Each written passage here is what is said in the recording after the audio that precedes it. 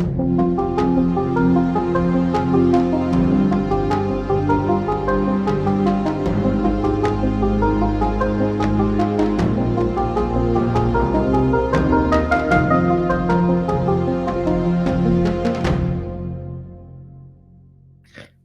and welcome to the Prismatic Congress. The Prismatic Congress is a broadcast by the Prismatic Imperium based in QBO, an active player group that makes up part of the Ashling Deval community and specializes in roleplay.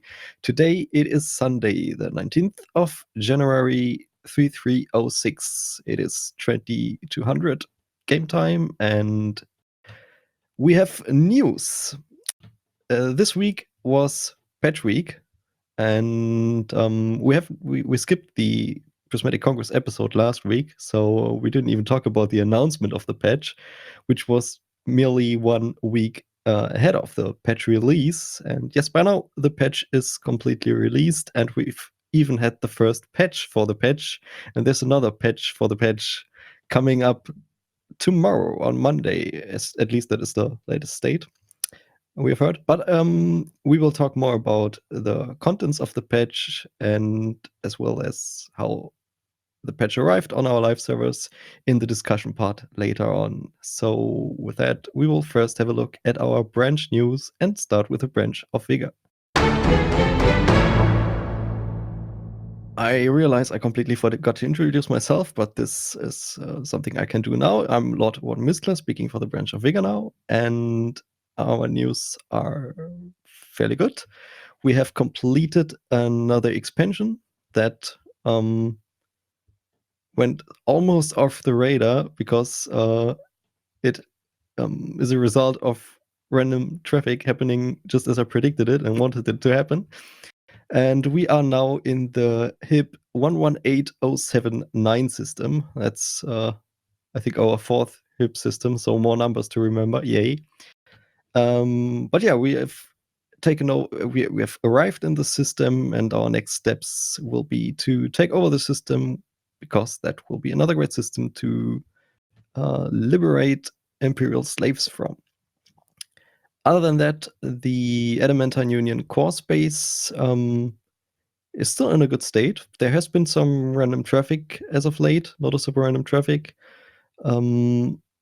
So it is always welcome. I always welcome help. Check out our mission board as I update the listed objectives always as soon as possible and make sure they are updated. And that's pretty much it for the week. I think Vigor will have more news to cover in the coming weeks, but for this week, yeah. I like BGS developments. And with this, let me hand over to Lord Headmaster Techeron for the branch of Sight. Good day. If you believe it or not, something is actually happening inside, and there are a lot of things. First of all, I've recently had the time to place myself in my cozy office chair and create a huge document that includes every single important information every branch of Sight member should know. There are links to certain tools for exploration, there are files of Guardian science, and there are a lot of combat guides for Fargoid tactics. So there are really a lot of links. I want to try and post that as soon as possible, but first of all, I want to go through my bookmarks and see if I've left anything out. I feel like documents like this should be handed over to every new Sight recruit soon. I'll definitely try to do it as fast as possible and make it a standard. Also, I'd like to tease something. Very soon I'm going to announce the first target of expeditions for this year, so the seasonal ones.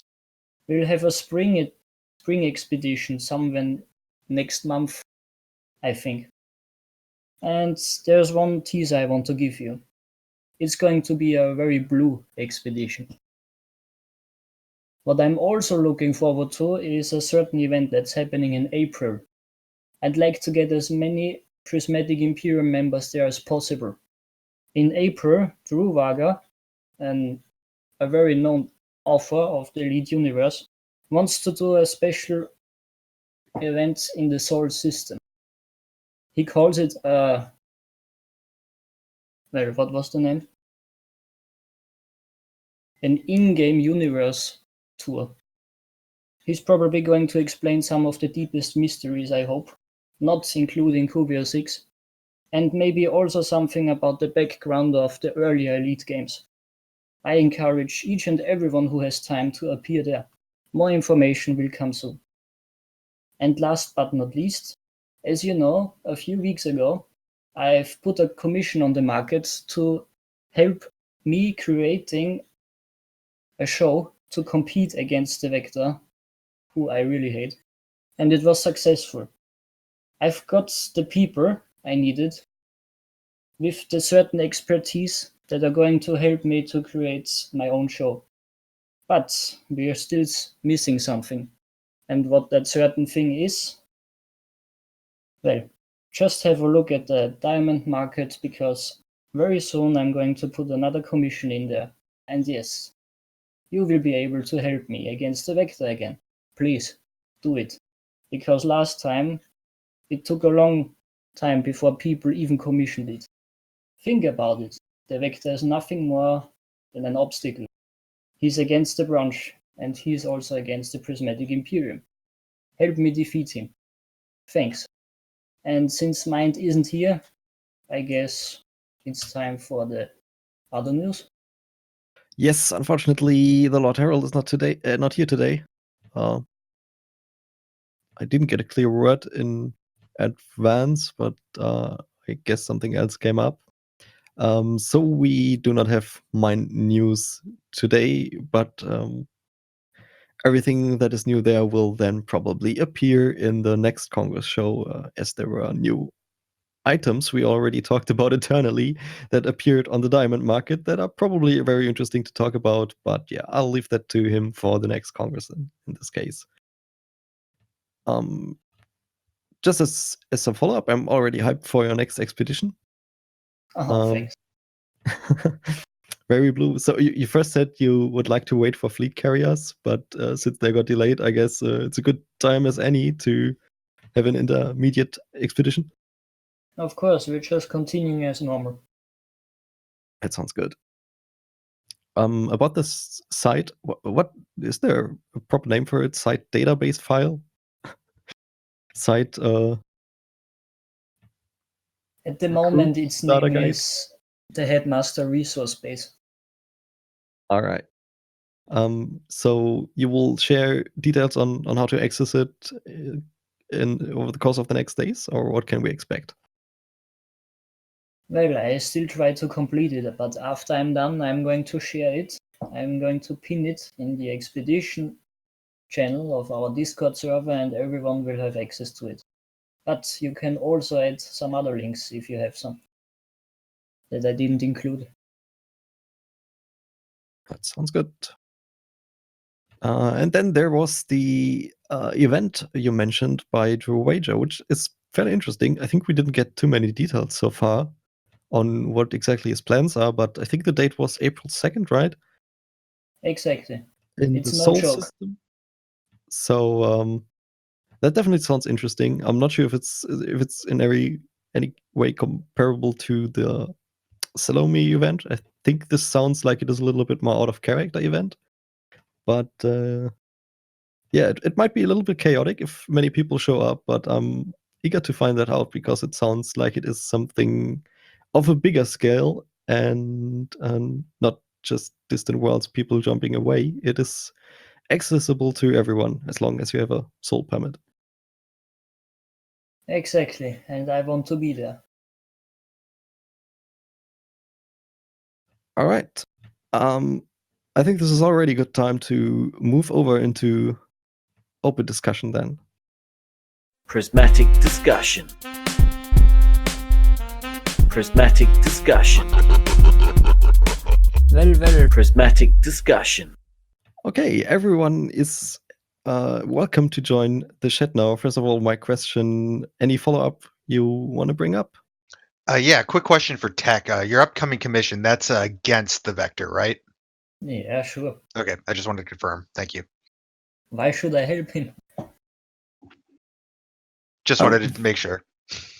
We Yeah. already had this on the last Congress. I'm pretty hyped for the idea of having two warring shows. So I also like that you want to develop this more by using our commission system and in character means basically. I'm going to push it into an infinite media hole. He's never going to come out again. Which I guess remains to be seen somewhat. But the big topic, we had a patch.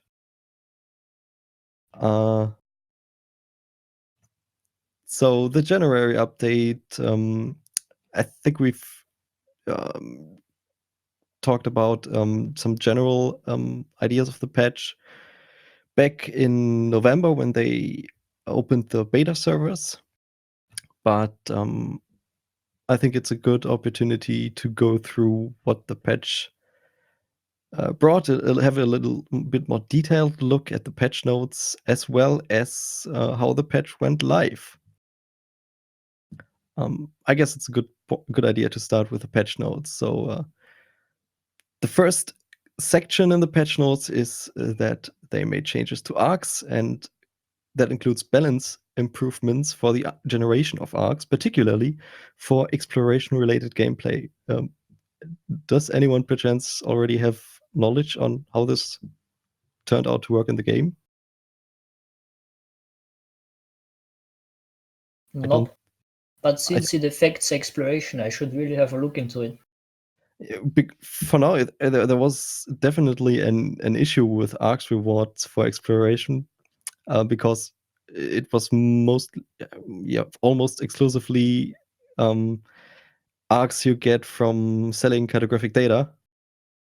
But that isn't very helpful if you're out for weeks or months even, and you only get that one burst of arcs for selling your data once, or maybe if you try to split it up maybe, but that sounds very inconvenient. Well, isn't it just like credits? I mean, arcs is also a currency.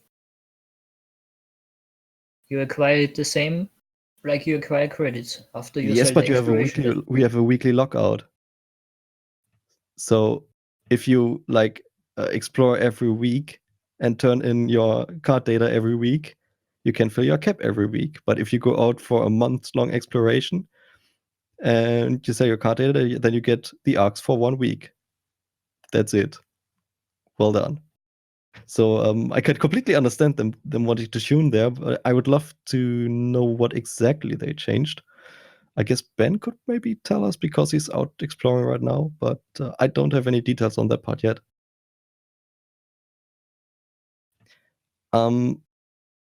Then the patch included changes to crashes or fixes for crashes and stability in general. I think there was nothing too well known or noteworthy. There were issues with people getting disconnects on fighter launches. There were soft locks. All of that should be fixed. There were audio problems that they fixed. An interesting section is the background simulation. So first of all, they fixed an issue that target attacked stations did not have deliveries counted properly. And they added new faction states. These states include drought, infrastructure failure, terrorism, natural disasters, and public holidays.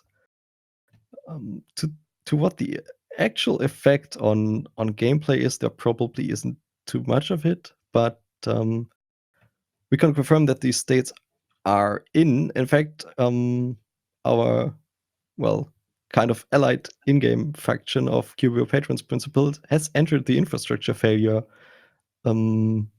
state as of yesterday. But I haven't really checked out what it does yet. Any comment or input on that? Honestly, I got caught so flat-footed by these things and just trying to figure out what triggers them, because there's for BGS has always kind of been a black box, but they've the states and the triggers and the outcomes have always been somewhat predictable. They've given some indication on what the effects of these new BGS states are, but not what the triggers are. So I actually didn't know CPP was an infrastructure failure, so that's that's going to be an economic drain on them, which is supposed to lead to influence loss. But why they got there in the first place, I no idea. I mean that is something that that has actually been surprisingly quiet in the elite BGS community, because I think everybody's just kind of taking a wait and see. And I don't know. Me personally, I was curious if it was really even going to get implemented, because it wouldn't be the first time they announced a BGS feature that did not actually get implemented, i.e., happiness. The interesting, I have zero clue how that state appeared for them. But the interesting thing is, it appeared as soon as they won the last elections that they came out of. With the last tick of the elections, they entered the infrastructure failure, and now they're back in another war, and the infrastructure failure is still continuing. According to the patch notes, the infrastructure failure has increased demands. What is it? Food and machinery deliveries can speed up repairs. I have no idea if there will be some kind of follow-up stage. What happens if you fail to deliver these repairs?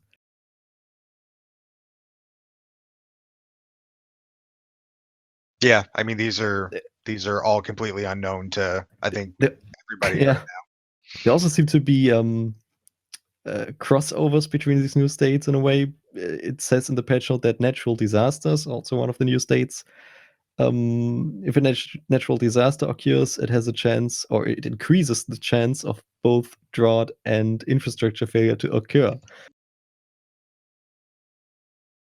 So yeah, but so far it mostly looks just like they wanted to have some more shiny words on the state display.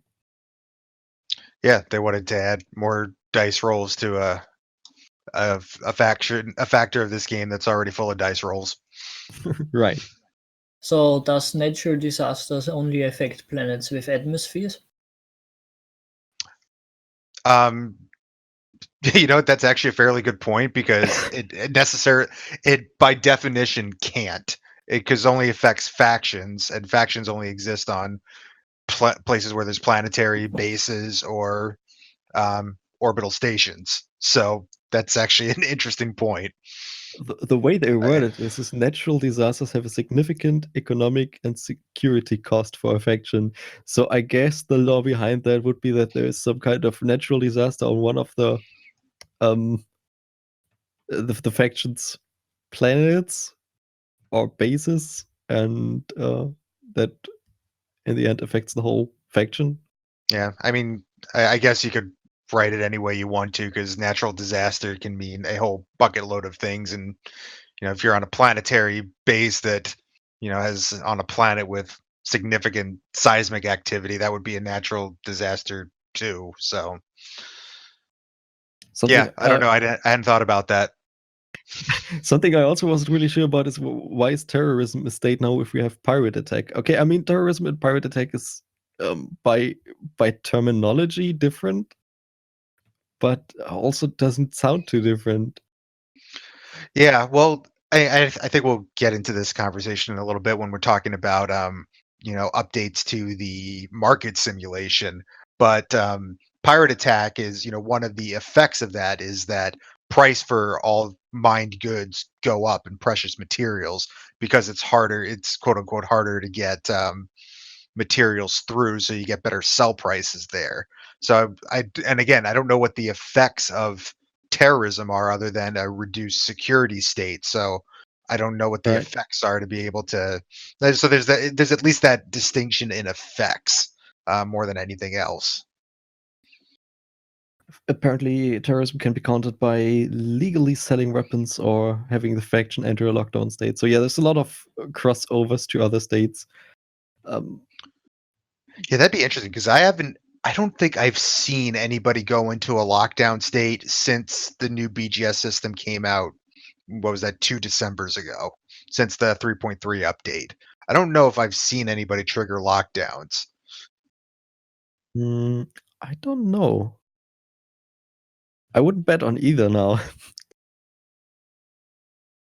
They're definitely nowhere near as common as they used to be. They actually used to be pretty easy to put somebody into lockdown, and it was, it was OP in a way. It was almost as bad as bombing. In some ways worse because back then it affected the entire faction.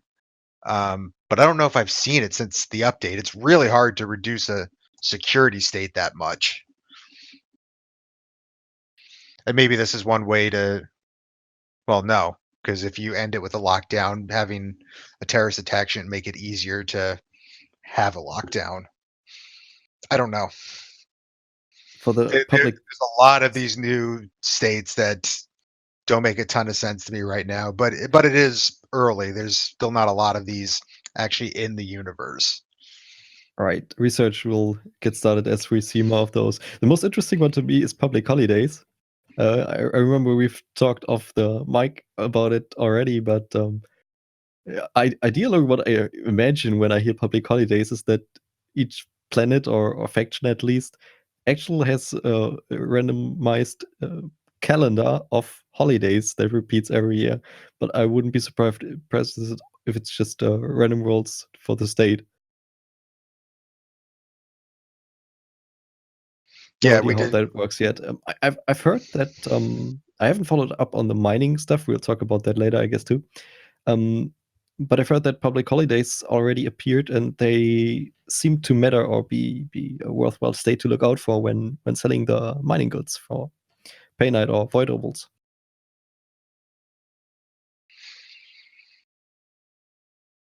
Yeah, we talked about that. As soon as the Prismatic Imperium gets one, I'm marking that on the calendar just to see.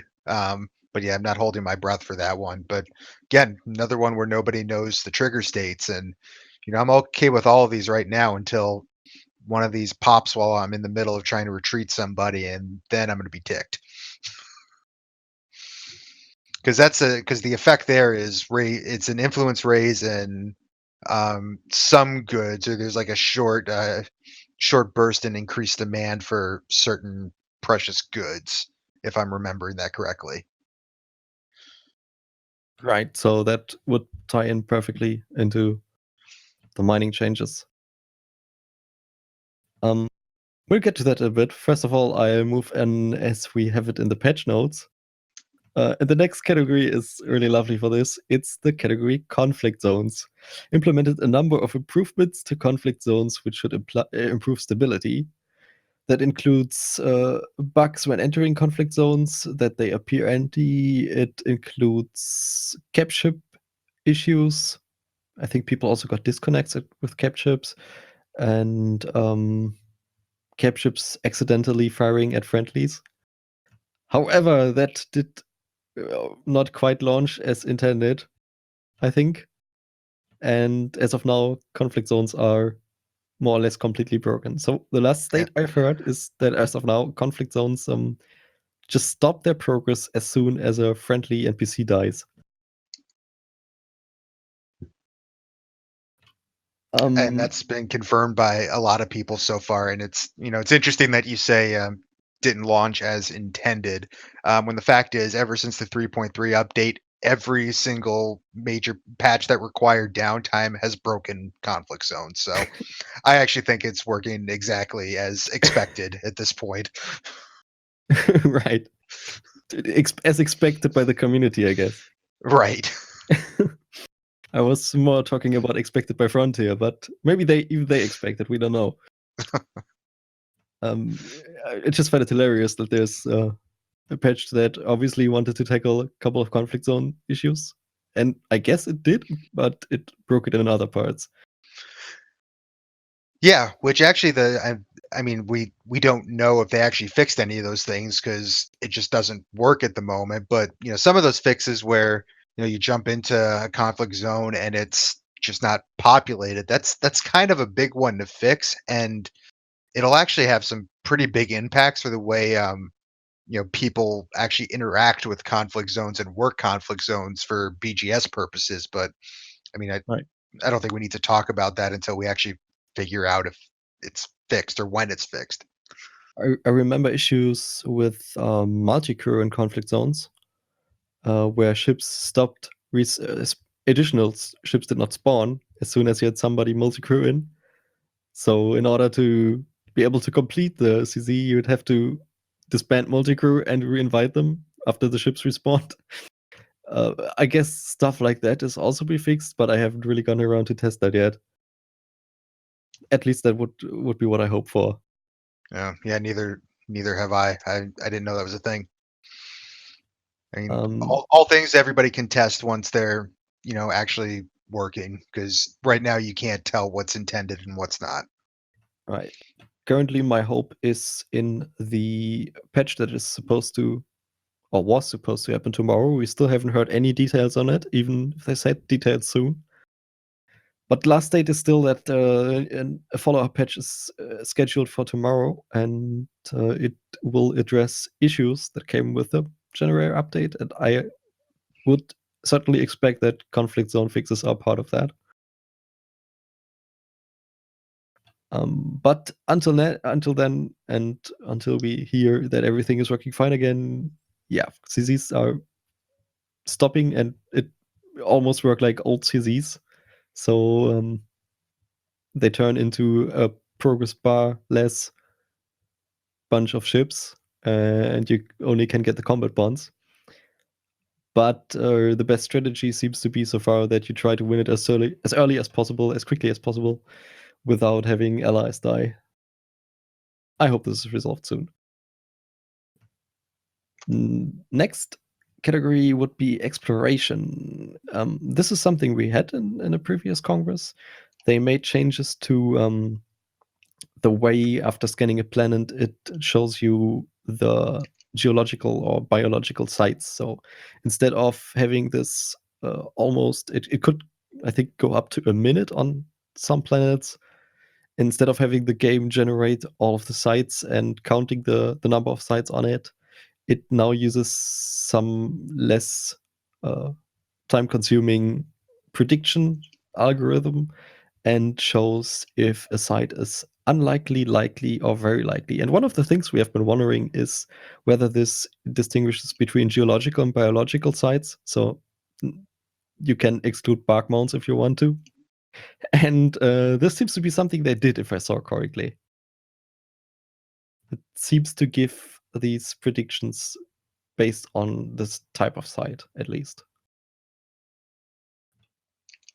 It does. I did spend some time out looking at crystal shards in the rim, and they do make that distinction. I had at least noticed it. I haven't really acted on it because I already knew what I was looking for, but that is a good improvement. Right. The catch to that is that it's only a prediction. So it can happen that it shows something is likely and you find nothing. But from what I've heard, it should work fairly well. I think I wish I had the source for that now. I think I saw some Frontier CM post about the actual prediction conversion. I think if it says, even if it says only likely, that's over a 70 or 80% chance also already.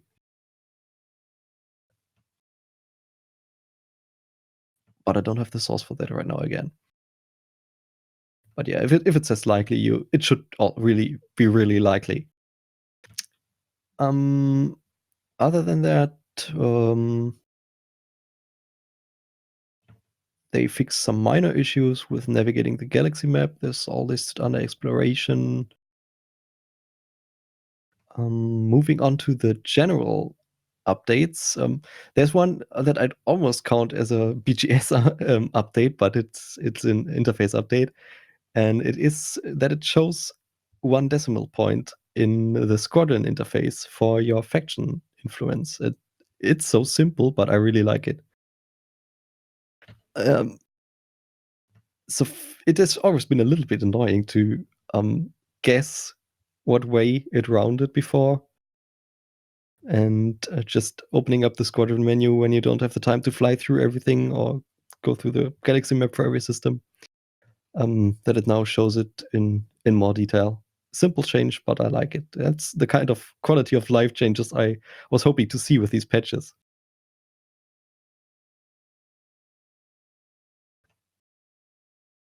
Then there is a lot of more fixes, general fixes. I don't want to go through everything in detail. There's another big category that I already teased, which is the mining changes. So so far it was the way that when you mine the very lucrative materials like void opals, painite, low temperature diamonds, etc., all the stuff you can get with the new mining systems and the currently, let's call them meta strategies for making credits. When you had any of these of these commodities, you could just go to the closest station that has the highest price and be happy about it. Even if it showed technically a demand of 0, you would get it for the maximum price. And now there seems to be some more interesting scaling and demand changes to that. Unfortunately, I don't. There was some research on this already, but I'm not familiar with the details right now. I think we have people in our group who paid more attention to them, but they are not here right now. Yeah, and there's some, from what I've been able to gather, there's some conflicting reports on just like how often it is updating. I saw a report actually just earlier where there were like 2 cutter loads with 502, I think it was painite each. It should have been painite. Dropping at roughly the same time and getting the same prices. Other people are reporting minute by minute changes. It kind of is what it is at this point. Whether it's working as intended, that's for people who spent a lot more time with it than I did. The bigger problem I have is, there's if they wanted to update the market simulation, that's fine. I don't really have any issue with it. I think FDev kind of saw the gold rush that was happening, and they took they took a more interesting approach to dealing with it than they have in the past, where they would just, they would nerf it or they would really slash prices. The problem is there's not really tools anymore to be able to find those best sell prices, whether it's third party tools or even in game. If you look at like the Gal Map commodity screen, painite, void opals, all the core minerals, they're not even selectable for you to even look at. So, this kind of harkens back to, the old days with original elite, where if you wanted to be a trader, you had a pen and paper out and you mark down prices and you track changes manually. Problem is the galaxy is obviously a lot bigger in Elite Dangerous than it was in Elite, and if you Right. can't figure out where, you know, prices are by looking at it, there's a little bit of, work you can do. We alluded to the BGS states. If you're looking for a refinery economy, ideally with a pirate outbreak or a public holiday potentially, to really kind of find best sell prices. But that's I don't know how many people are going to be satisfied with that, and I think there needs to be just kind of more tools to be able to manage that, because ED Recon or EDMC, ED Discovery, any of these database updaters, um, they're going to be outdated the second they're updated, since they update on the dock. They get updated before the sale, and if it's as dynamic as people are saying with minute to minute updates, yeah, the second you make that sale, the database is going to be outdated, and I think that's From a big concern for people who spend a lot of time doing this. I've seen one test report of 2 people selling stuff simultaneously, and it looks like no confirmation or proper source on that, but it sounded almost as if the payouts are also based on your personal ship and what you are carrying. There were reports of the less an Anaconda carries, the better it sells.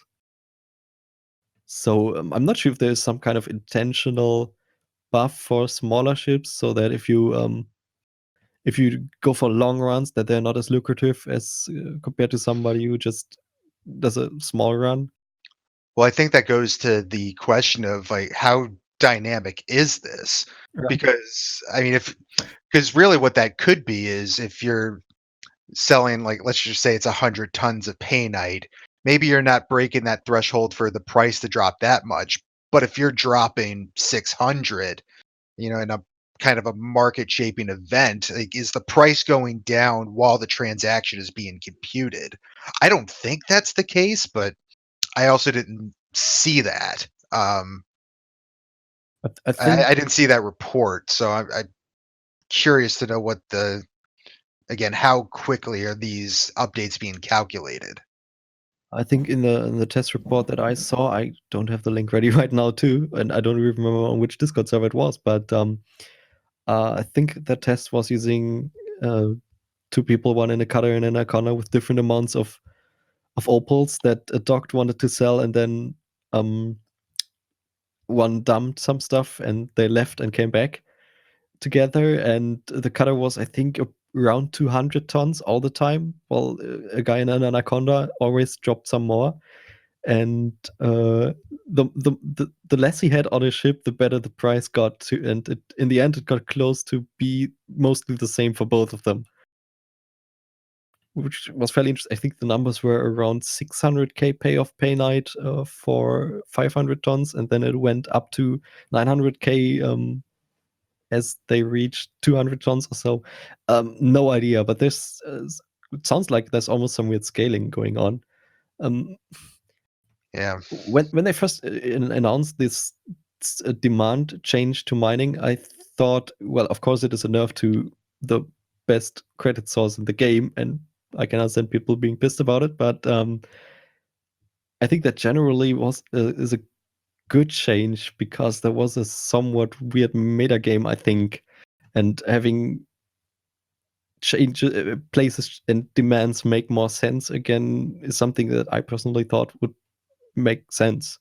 But however, as this looks now, and from my first impression, I'm not sure this is an improvement at all, because it seems so untransparent. Nobody really knows what's going on there, even. And yeah, And the discovery is an issue, which is if that's a big problem for traders and miners. if there is a new demand system, and you run into the issue that you simply cannot sell your stuff for very high prices that often, then that sounds reasonable to me. But if this system ends up in nobody having any clue how and where to sell stuff at all, because there's no good visible correlation on how it works and how the calculations work, that's it, pretty much not a good idea, I think. But we'll see how that develops. Maybe we will get some more research and data on this, or clarification from Fonte even. Yeah, we'll see. I'm curious how many people are going to continue mining and how many were just there for the fleet carrier gold rush, as some people started calling it. On a less How many people just burned themselves out on doing 10 billion in mining over the last week before the patch hit. right. I mean, I can understand the motivation to do that. It was probably good from a scheduling perspective. So if you wanted to mine those credits anyway, then before the patch was most likely the best idea. Yeah, it was the right time to do it. On more positive notes, at least the patch notes say that they fixed deep core mining issues, for especially in wings and multi-crew. That was almost unplayable because you had difficulties with the charges when you place them or exploding them. The indicator for the charge strength was not working properly, or at least not always working properly. Then they had the issue of things spawning kilometers away. There were a lot of issues with that, and I think those should be fixed, but I didn't get around to test it yet. Also on my to-do list. Yeah, that would be fun to.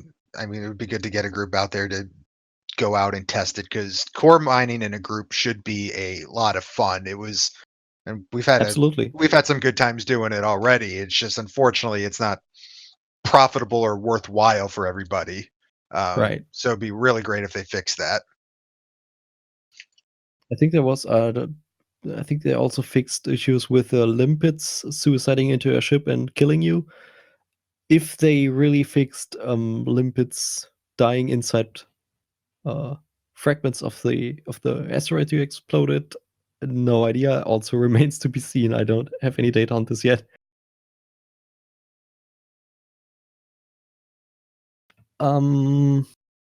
There's other things. Again, I don't want to go over everything. A lot of little fixes. Oh, one thing I definitely have to mention is the rendering fix. They fixed the issue causing visual artifacts when capturing high-res screenshots.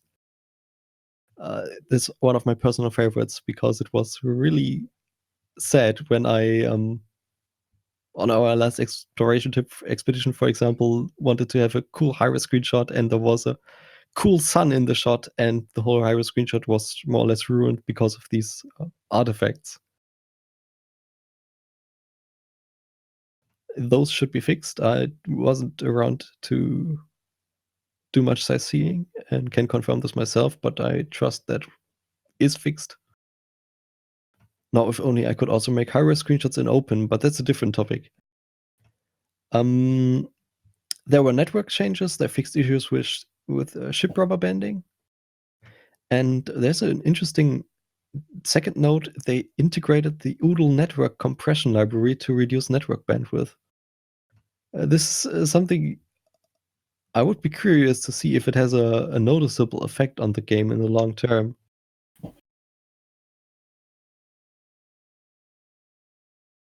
You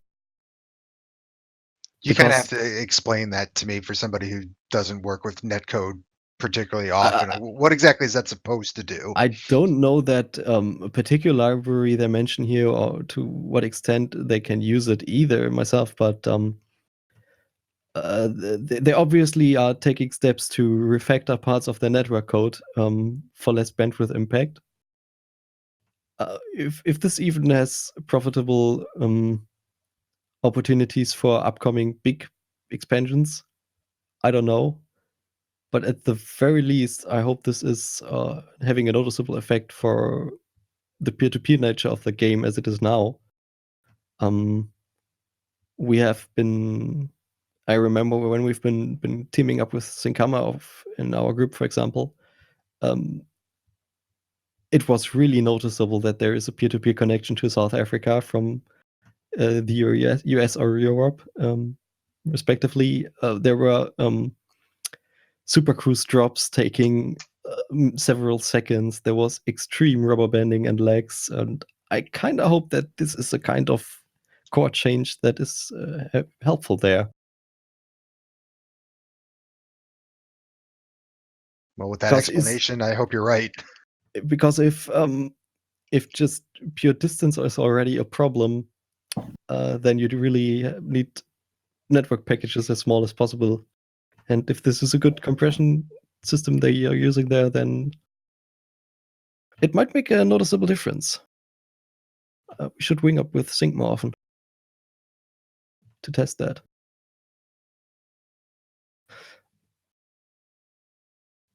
Another category we can probably touch, that I would leave that to you because you're better informed about that, is power play. They actually touched power play.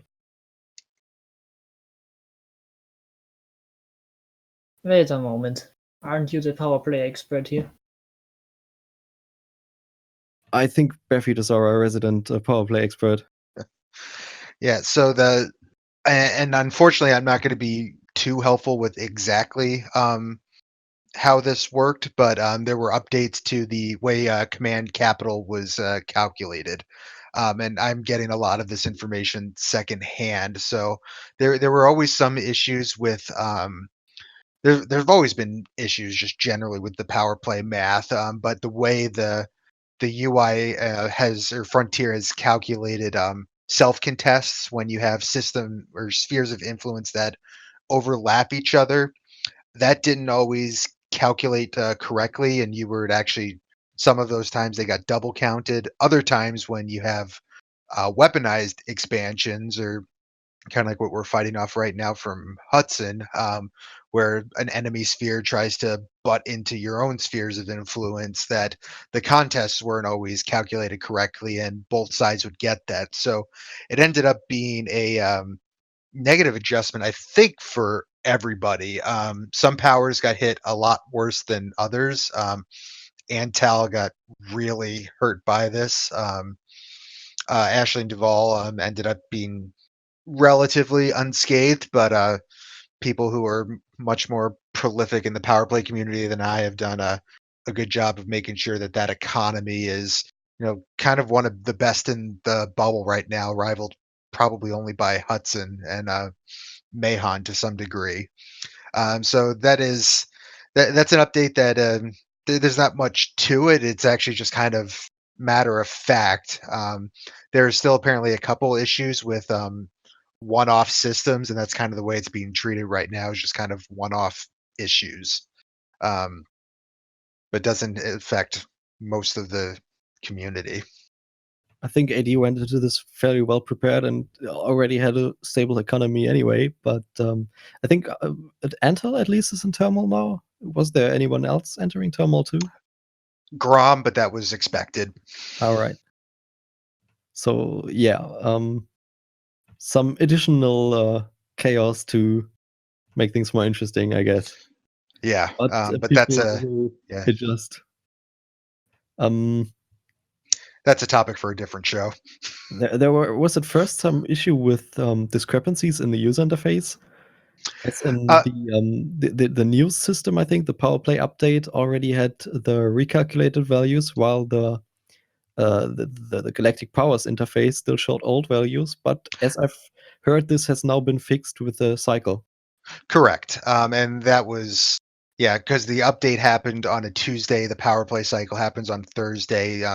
Best guess, and it didn't seem to matter one way or another, is that they just waited for that GUI update to happen over the cycle tick. I'm sure there was some technical reason for why they didn't want to do it that way, but on the back end and the actual on the back end with the numbers, it was implemented on Tuesday and kind of worked as intended.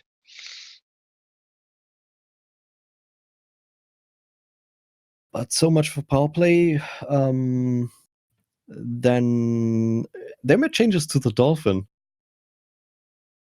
which was kind of unexpected. They increased the Dolphin's heat dissipation rate, the maximum heat capacity before it begins to take damage, and they also increased the rate that it takes damage when it heats up. But they say it is to account for the ship being harder to heat up. Yeah, right. That's why it takes harder. But I was curious, why did they change the Dolphin at all? Was there need for it? Because these are the bug fix we all asked for. Was there? I was very concerned about the Dolphins' heat generation rate. Was there a problem with that? Why did they touch the Dolphin and we have the Asp Scout? Yeah, no idea. That caught me as off guard as anything else. But hey, anyway, changes are changes. I guess some Dolphin players will be happy.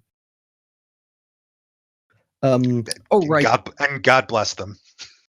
I'm glad they got what they wanted. One more impactful point, again, that I think we are also happy about is that you can now rescue your pilots. So when your ship is destroyed and you have a pilot on board, before the pilot was gone, but now you can also rebuy your pilots, and there is a cost based on their rank, as far as I know, that scales up to a maximum of, I think, about 2.2 million when they are elite. And I believe it worked because we tested this actually a little bit on Saturday by hiring a pilot and then blowing up a keelback. It seems to actually scale up with kind of the same way the NPCs takes a percentage of your cut. So if you hire if you hire like a master pilot, their rebuy is actually going to be more than if you take a novice to master and you have to rebuy that pilot. All right. That's good to know. So there's almost an additional motivation to level up your pilot from the very beginning. Yep, same way as if you don't want them completely mooching off you. And Lilith number 2 has already been sent to a bread line, and the roleplay on that is coming soon. I'm hyped for that. Last point is Thargoids. They made a couple of fixes both for fighting Thargoids in wings because there were discrepancies with targeting the Thargoid interceptor hearts, as well as issues with combat bonds not working, Thargoid combat states not really replicating over network, as well as instant splitting when fighting Thargoid interceptors. That's parts of what they list in the patch notes. Do we know anything from the AXI? Are they happy? So it's kind of hard to tell. So one, they haven't complained about anything, but two, if we're talking about things that also happened that week that weren't in the patch notes, they got AX combat zones back, so they got a late Christmas gift from Frontier. So AXI is probably the happiest group in the game right now. Right, and I completely forgot that I should have mentioned this in the opening already. That's what happens when we skip a week. Because that was a completely unexpected surprise outside of the outside of the patch and already ahead of the patch. We had in the week before the patch appear that Thargoids are back. We have AX conflict zones that are back, at least on a cycle base. And what was it? And they're awesome. If you've never done it. Well, I've only done one so far and got really scared by Medusa, so I need more practice there. I can help you with that. But yeah, that was really a surprise to see that they are back, both in the Pleiades and in the Witchhead sector. And now with the patch, they have also started the BGS in the Witchhead sector. So those systems are named now and not using those old randomly generated names. And secondly, they should be out of the state where every faction has a fixed influence and offers only donation missions. So I'm also kind of curious to see how factions develop in those regions. Yeah, because I'm trying to remember. Like there's some distance between a lot of those systems, right? So I wonder how much it's just going to be like shuffling between, shuffling within a system versus, any kind of, when you call them hostile BGS takeovers, because pretty sure there's like a good amount of distance between, the Federal Enclave and the Empire Enclave. I think it should be manageable, though. I think overall there are about 11 or 12 inhabited systems there that should now be in a BGS state. So I trust there's at least enough for the BGS to work with. I would assume so. I don't know who the heck is out there working the BGS, but more power to them. Hello. Hello. Yeah, I think that's covering the important parts of the patch notes. And now we have Kevin joining us late. Well, just to add in, we haven't talked about the real issue out of the patch was the stutter. True, right. So never play on patch day was true this time again. And people immediately had issues with the game stuttering horribly after logging in. Or at least after every time you change your instance and head into or out of Supercruise. Fortunately, they reacted relatively quickly, and this was fixed on Wednesday, one day after the patch release, in what they call, I think, January update patch 1.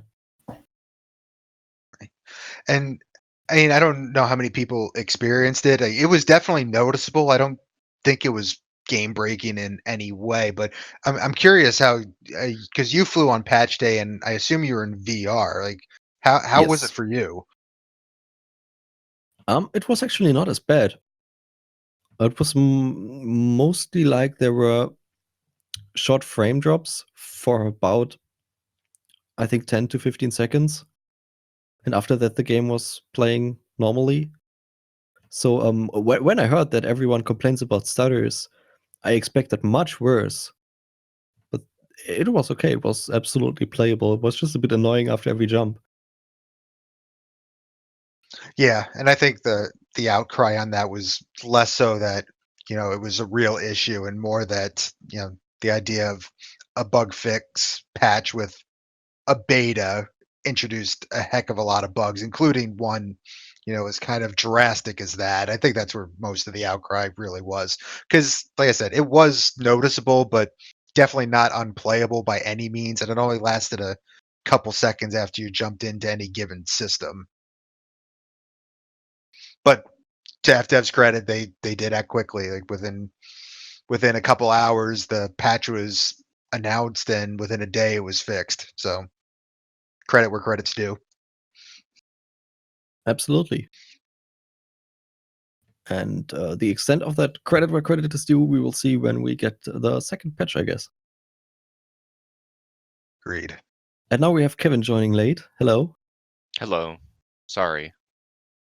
Do you want to do your mind news section and we cut that in? Did you do a mind news section? Nope, we did not. Oh, you skipped over it? Yes, I just Okay. complained about you not being here. exactly. Wonderful. Yeah. I don't really have any news besides that I've been working on the battle system. All right, I guess we can have a regular news section in the next podcast then. Yeah. I mean, I Damn, got no, I added military vehicles to the transportation. we actually had a little chat about that before we started recording. There are new tanks on the market Uh-huh. in the transportation section. So where Totally usually legal. cars are, and they have blue unseen backgrounds. What's up with those? They are Prismatic Imperium. Blue is generally associated with lore, or Prismatic Imperium, as I'm shifting it to expand on its purpose. But it's not likely anybody's going to be controlling a tank anytime soon, unless we have some. Well, there's only a few people who can actually unlock it. And let me bring it up real quick, and I'll tell you what you need. Yeah, but because the question I'm leading up to is basically how can somebody get that 2.3 million value tank as a car? What do you have to do? You have to bend over backwards for the Prismatic Imperium. You need. Well, I mean, first of all, yeah, it's almost 2.5 million diamonds, but you also need 50,000 reputation, which only a few people here are. I think that's Prismatic King. So that actually leads into a question as the Prismatic King. Is the reputation board in universe? Like, I don't know how to describe it. Is the reputation board like a real thing in the role play? Do you want it to be? I don't really care one way or another, but I was always curious about that. You're welcome to it. There's nothing saying that you can't be a king. I mean, you're probably a king in the with your empire rank anyway, right? Yeah. Yeah. So So I can imagine a giant leaderboard posted on the side of the People's Media. sure, absolutely. Yeah. Yeah, definitely.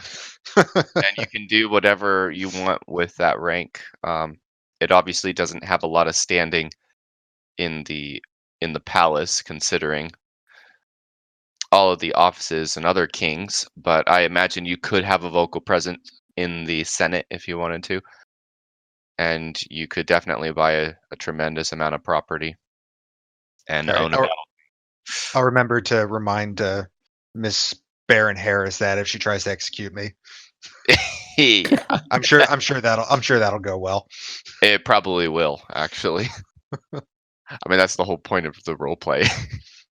You gotta challenge the authority when it's appropriate. Otherwise, the NPCs will just walk right over you. All right. I think this is a good moment to close the show for today. We've been going through, I think, everything noteworthy with the patch, and we will probably follow up on these follow-up patch fixes as they come in. And yeah, I hope to see everyone again next week. Have a good time and goodbye.